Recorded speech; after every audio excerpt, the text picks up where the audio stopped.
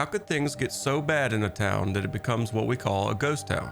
For some, the town's economic activity ends, like that of an old mining town. For others, human activity or natural disasters may cause the locals to leave. But for one Alaskan town, legend has it that Bigfoot, or something similar, turned it into a ghost town. Here's how today's project goes. A Bigfoot-like creature terrorized the town of Portlock, Alaska, including killing citizens, until the residents of the town fled en masse by 1950 after a number of unsolved murders and disappearances. So is this folklore or fact? As always, we're going to see what the evidence says. And it turns out the people in this story are almost as interesting as the supposed monster in the woods. But there might actually be a monster in the woods. Let's make conspiracies great again. My name is Face, and welcome to Project Conspiracy.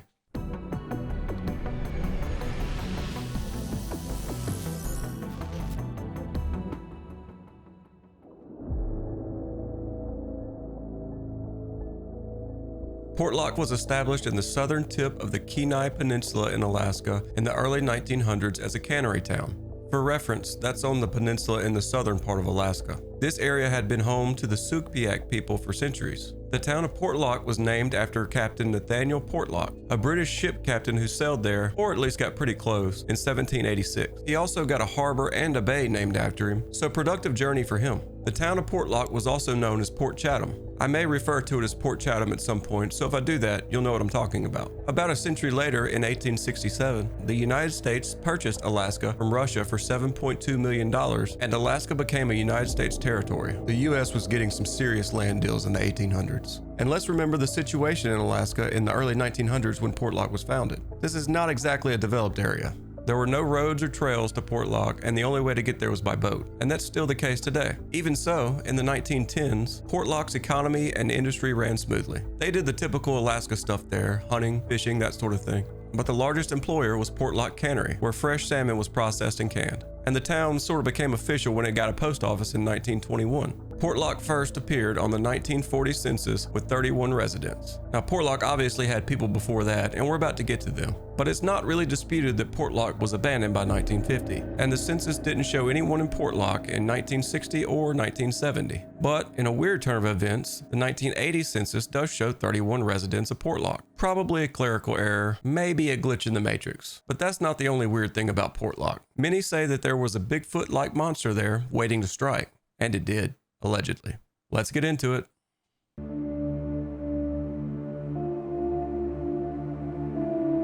After Portlock was established, they say that mysterious deaths and other strange things started happening around the town.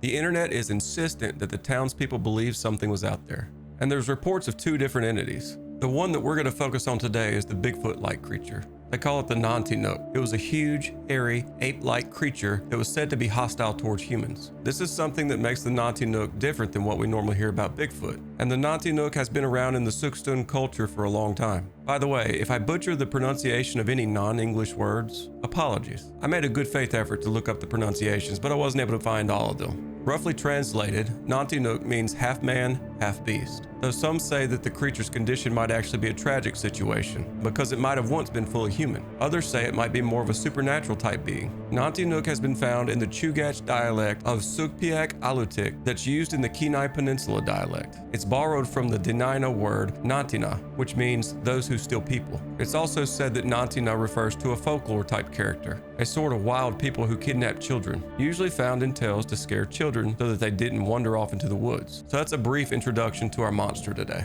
And we're going to talk about almost every story I could find about the Nantiinaq. And this is one of those tales where the sources of information become part of the story itself. Drama alert! So I'll do my best to let you know when the source is important. So let's learn a little more about what the Nantiinaq supposedly did to the people of Portlock.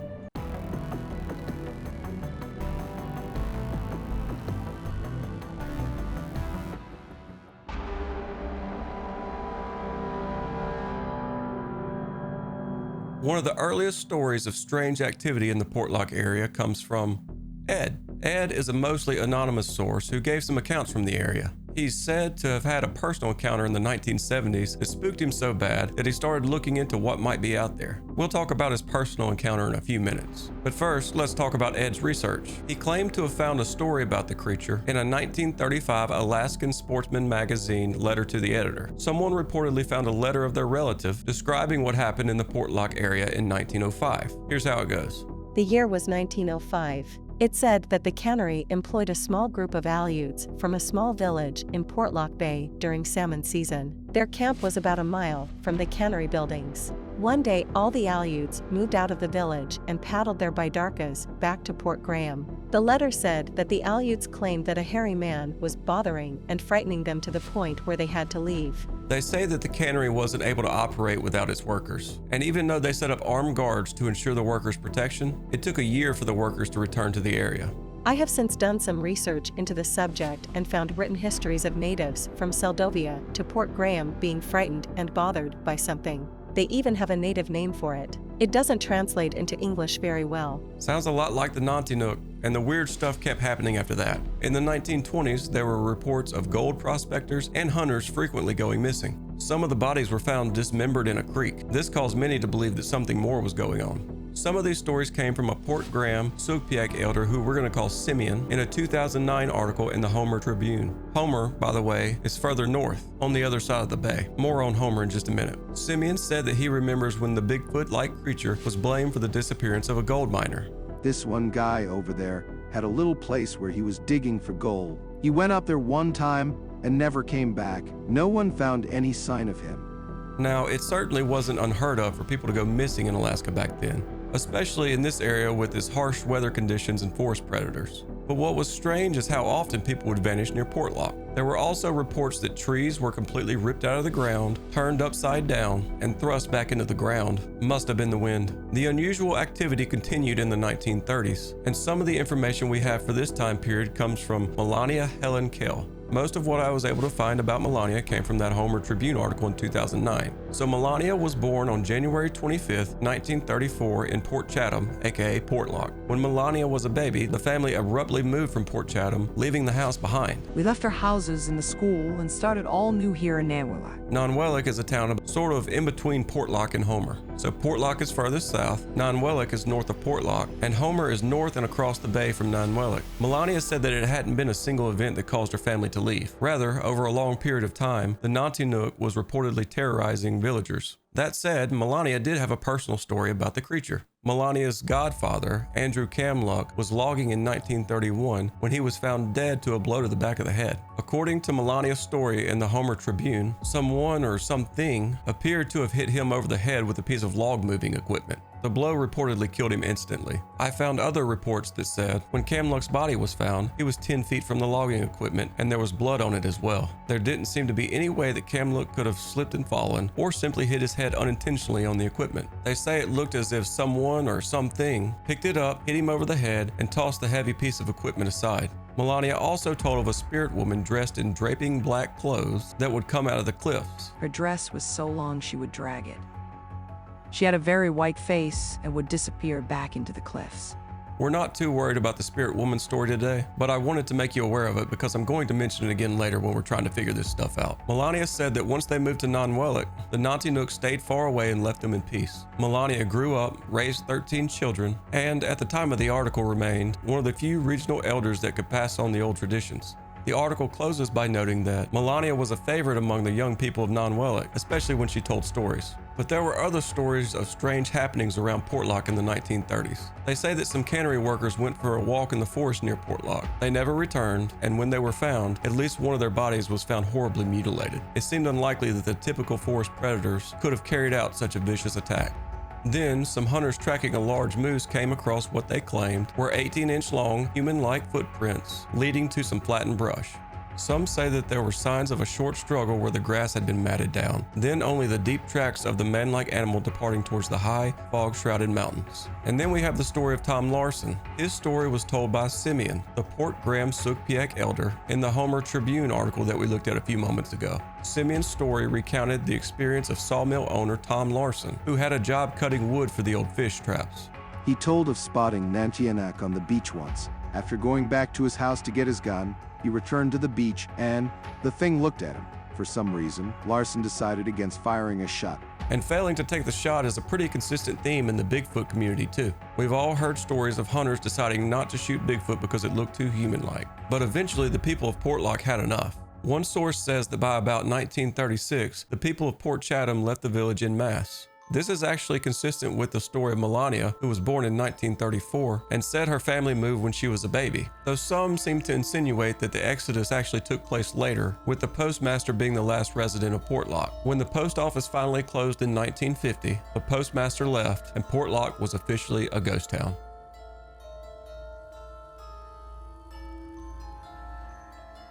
By 1950, Portlock was a ghost town. So how is it that stories of the Nantiinaq kept coming out of the area? According to Alaska Magazine, in 1968, a goat hunter was tracking game in the Portlock area. While there, he was suddenly chased by a creature that scared him out of the area. It's not clear whether the hunter thought it was simply a predator or one of the supernatural creatures. The next encounter comes from our mostly anonymous source, Ed. Ed gave a story about a personal encounter in August of 1973. Here's what he said.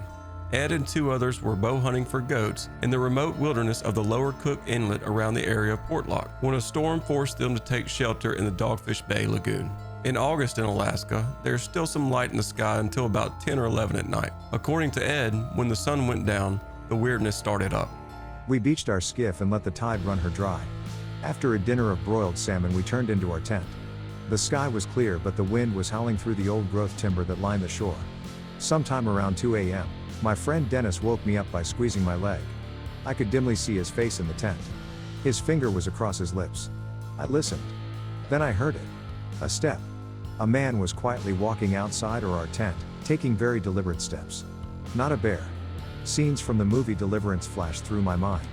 We woke Joe, the third member of our party, with the same leg grab and finger to the lips.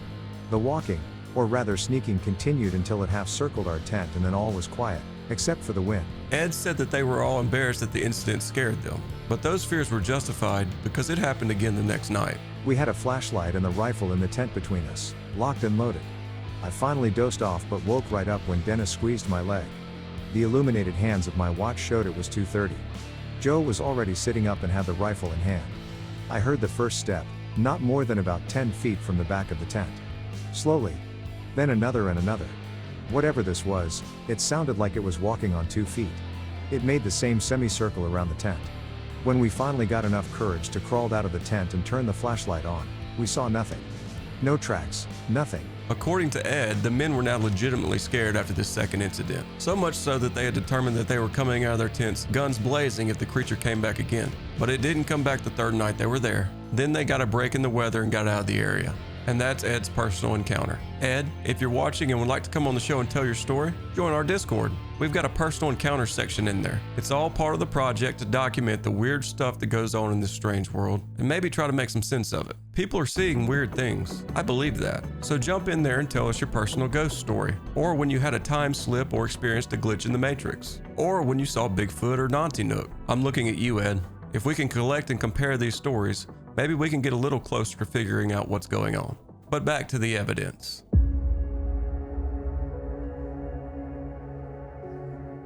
The story of the Nantiinaq is not complete without talking about Sally Ash. Sally is a Sugpiaq of Russian Aleut descent. She has lived in Nantiinaq for most of her life and continues to speak her native language of Sukstan. Her mother was born in Dogfish Bay near Port Chatham. And here's where it gets interesting. Sally also served as a translator for her cousin, Melania, during her 2009 interview with the Homer Tribune that we discussed earlier. And Sally says that when her cousin Melania was being interviewed, Sally was sitting next to her. Remember, Melania basically told the reporter that Portlock had been abandoned due to the murderous Nantiinaq. And Sally had a startling confession. Melania kind of made up a story, because she was getting tired of people asking if this story is true. She made up this story about how Bigfoot was killing people. It wasn't true. Everybody knows that, but it was not our place to say nothing. We all knew, but we couldn't just stop her. We were brought up in a way where we can't tell our elders they are wrong.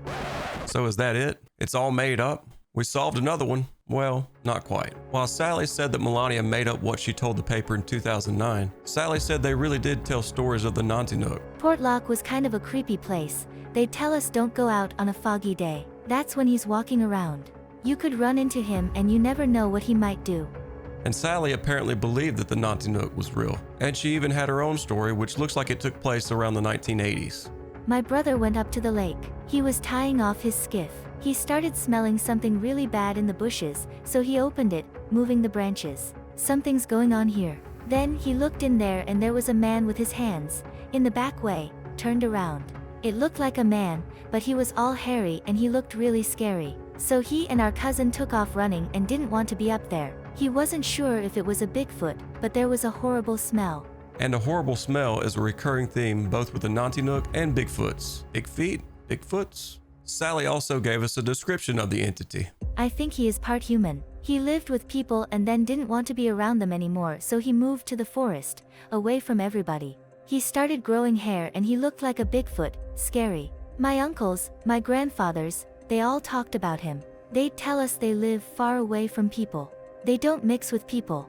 Sally said that she thinks it's a male and that it's been living for a long time. He's old, he's tall, he's strong, he's hairy. It lives in the woods and you can tell when he's getting near. You can smell him. My mom used to talk about it a lot. She'd tell stories of the Bigfoot, like in Dogfish area. Her and her brother would talk about how Bigfoot was around. They were getting too close to him and they would be nice to him. Respect him. Keep distance. They live with him but not so close. He moved around. He was quick. To Sally, it seemed like the best way to stay out of trouble with the creature was to respect it. When we go through that area, we are careful not to make waves and be noisy. We don't want to bother it or offend it because then we might have problems. We don't know how he'll react to us. So that's why we respect it and stay away from it. We know the signs and not to chase it around. She said that the legend of the Nantiinaq didn't just start. The Sugpiaq people always knew the story, but they also knew that it wasn't a bloodbath like it was being told. Bigfoot never kill anybody. If anything, he ran away. He didn't want to be around people. He's out there. He lives among us. And there's one article that seems to support what Sally said, at least the part about the lack of deaths in the area during the relevant time frame. One researcher, Brian Dunning from the Skeptoid podcast, talked about the Alaska Digital Newspaper Program, which has provided over 250,000 pages scanned to the Library of Congress, covering newspapers from the late 1700s to 1963. He says that a single death from the city made it into the papers in all those years, a man who died in an accident in 1920. No further details were given. As far as any missing persons reports go, newspapers reported only one, and it was two hunters, Ben Sweezy and Bill Weaver, who left on a 2-week trip by dory boat in 1917 and were never seen again. They weren't from Portlock. They were from Seward, a city very far away. Someone in Portlock claimed to have found a dory boat around this time that could have been the one that these two missing people were on. But Portlock was like 1,000 miles away from where they left, and at a minimum, they would have had to have crossed at least 100 miles of open ocean to get to Portlock. Seems pretty unlikely. Also doesn't seem to have anything to do with the Nantiinaq. Or maybe these two people got to Portlock, put on a Bigfoot costume, and proceeded to freak out the locals for decades until they finally scared them all off. The world's a weird place. It's tough to rule anything out. But here are my thoughts on the lack of reported deaths that we just talked about. It's a data point to be taken into consideration. But it's not clear to me what records and newspapers for this area were maintained in the Library of Congress. I can also imagine all sorts of ways that a death might not make it into a 1930s rural Alaskan newspaper. I also doubt they had perfect records back then. We still don't today. All of that considered, what Sally Ash said about this situation makes it as clear as mud. Sally first says that Melania was making it all up. Then Sally gives us more evidence that would seem to support the existence of Nantiinaq. She even seemed to believe it was real and had been taught how to act around it. So, what the heck is really going on? Well, I've got some theories to run past you.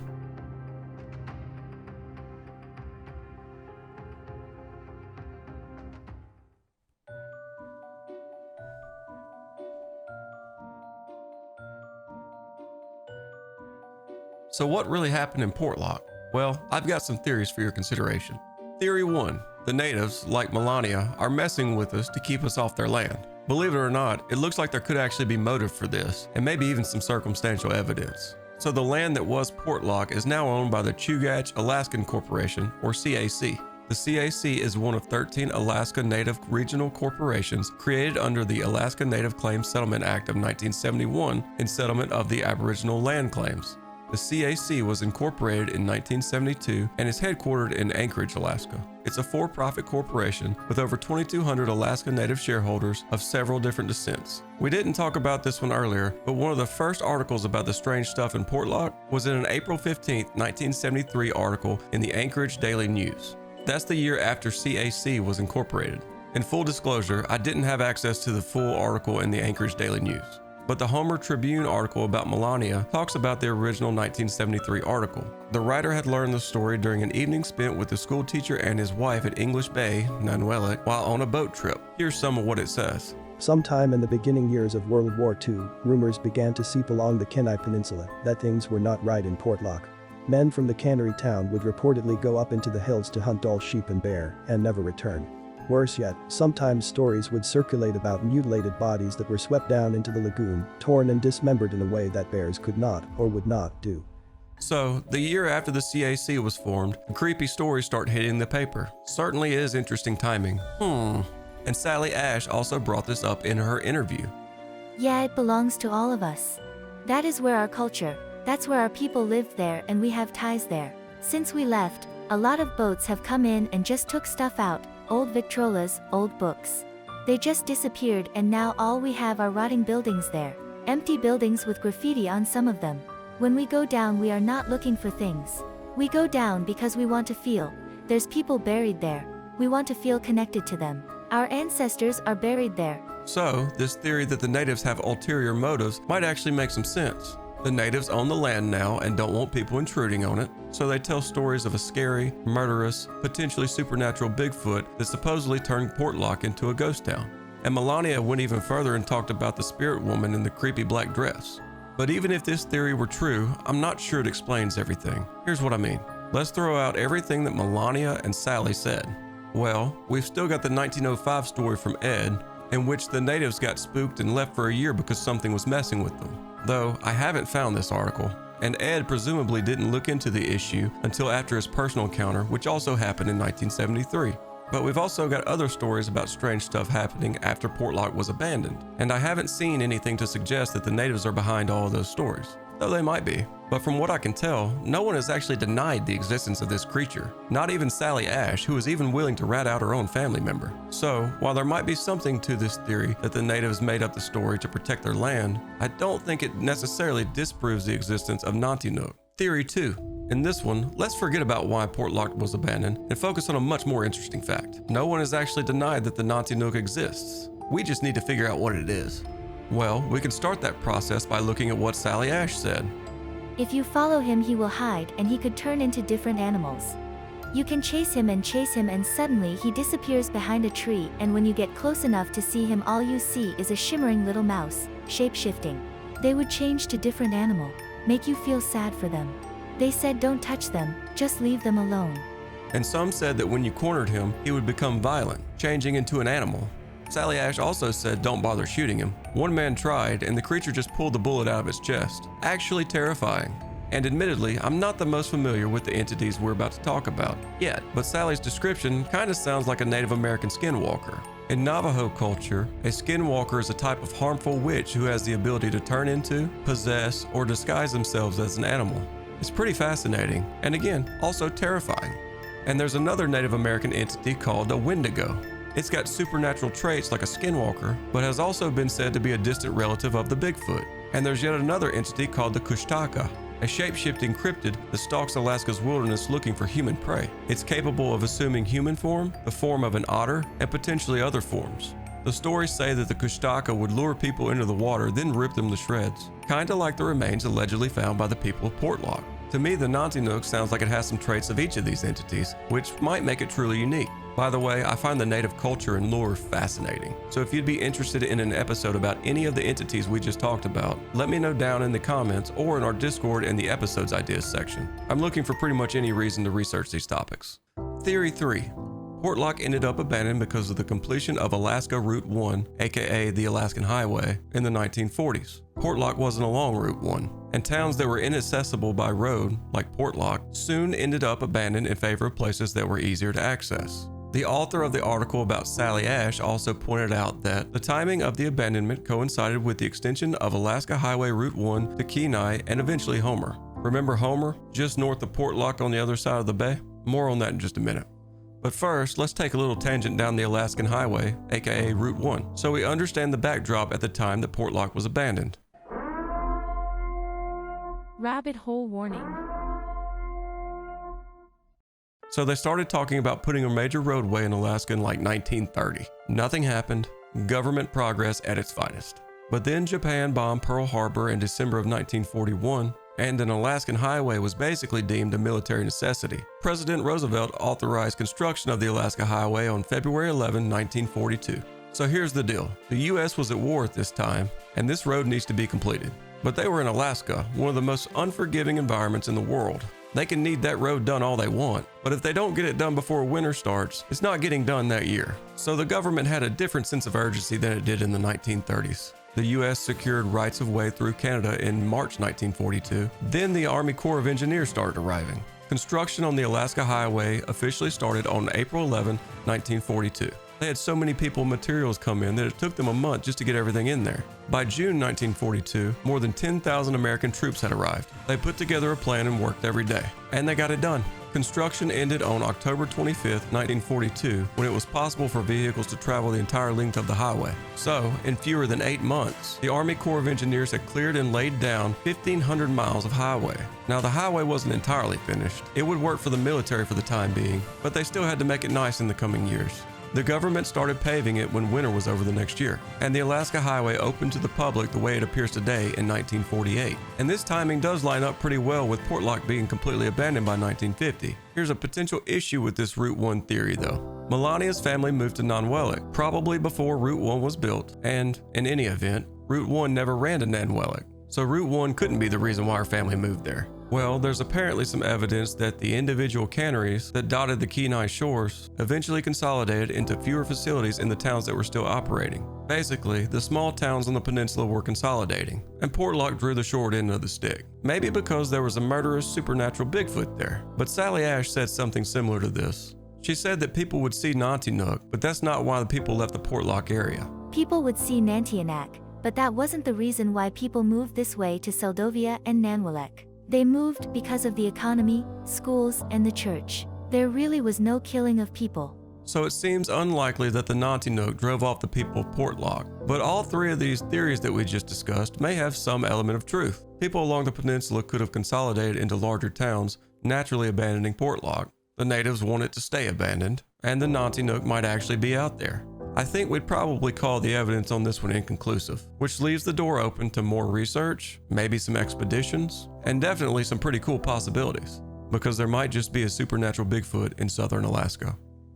Here's the deal, I really want to know what you all think about this one. Do you think any of these theories that we talked about are more likely to be true than the others? Or do you have a really cool theory that I didn't mention at all? Let me know down in the comments, or type in your favorite punctuation mark. Tell me how bad my hair looks. Literally any engagement in the comments helps. And if you made it this far, I presume you enjoyed the episode. Hit the subscribe button to keep up with the channel and see similar content. I appreciate you taking the time to join me on this project, and we'll see you on the next one. Until then, watch out for the lizard people.